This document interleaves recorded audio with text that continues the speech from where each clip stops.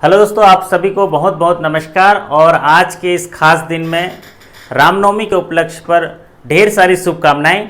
आज का बेहद ही पावन दिन है क्योंकि आज मर्यादा पुरुषोत्तम भगवान श्री राम का जन्म हुआ था और नीति कुशल और न्याय प्रिय जिनको माना जाता है वो नाम आता है भगवान श्री राम का।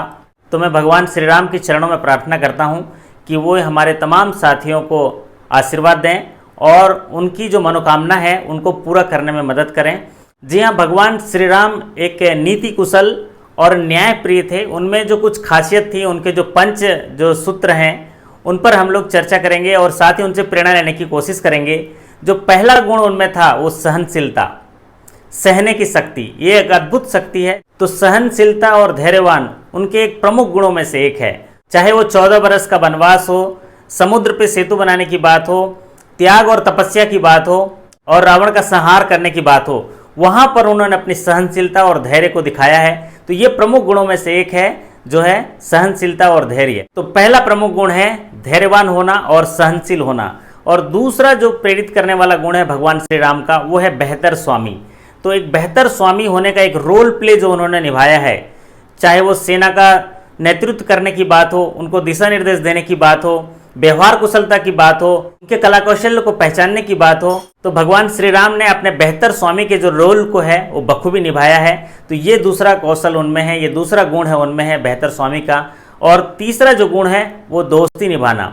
अगर उन्होंने एक दोस्त बनाया है, अपने आसपास जो रहने वाले लोग हैं, अपने आसपास ही जो परिस्थितियां हैं वहां पर ही जो लोग हैं उनको दोस्त बना के, उनको संगठित करके, उनका कला कौशल का विकास करके, उनके सुख दुख में भागीदारी होते हुए उन्हें अपना बनाकर उनके बाहुबल में वृद्धि करके कैसे सफलता को हासिल की जा सकती है, उनसे ये सीखा जा सकता है। और दोस्ती किस तरह से निभाया जा सकता है ये आप जो है सीख सकते हैं भगवान श्री राम के गुणों में से। और अगला गुण है प्राण जाए पर वचन न जाए। अगर आपने एक वचन दिया है तो उस वचन के लिए भले ही प्राण चली जाए पर वचन न जाए।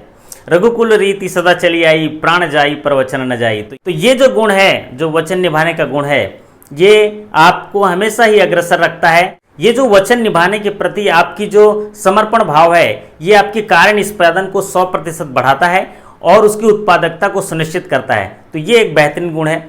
अगला जो बेहतरीन गुण है भगवान श्री राम से सीखने वाली बात है वो है बेहतर प्रबंधन।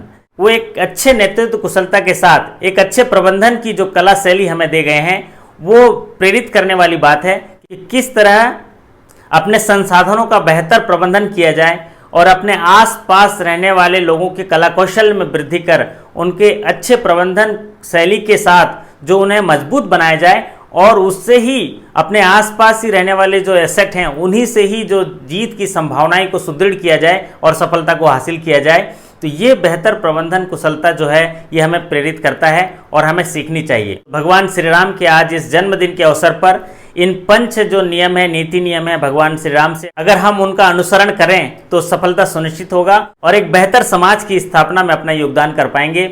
जी हाँ साथियों, आप सभी सफलता के लिए काम कर रहे हैं और मैं आपका हौसला अफजाई करता हूँ। सफलता के लिए भी पंच सूत्र का पालन करना होता है।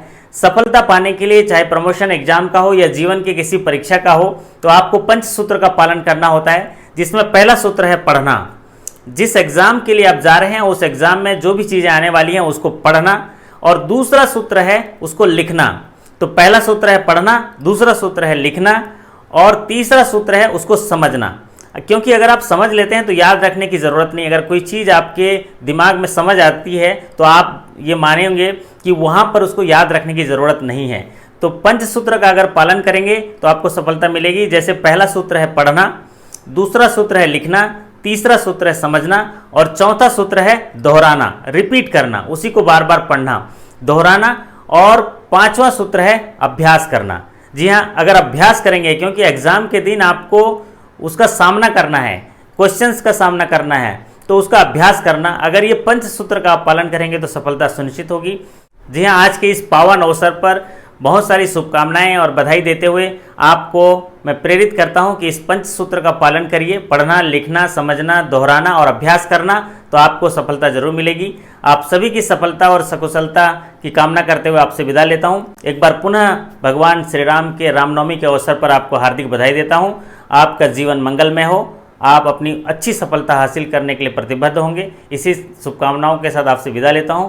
फिर मुलाकात होगी अगले वीडियो में, तब तक के लिए आपका धन्यवाद। नमस्कार। जय श्री राम।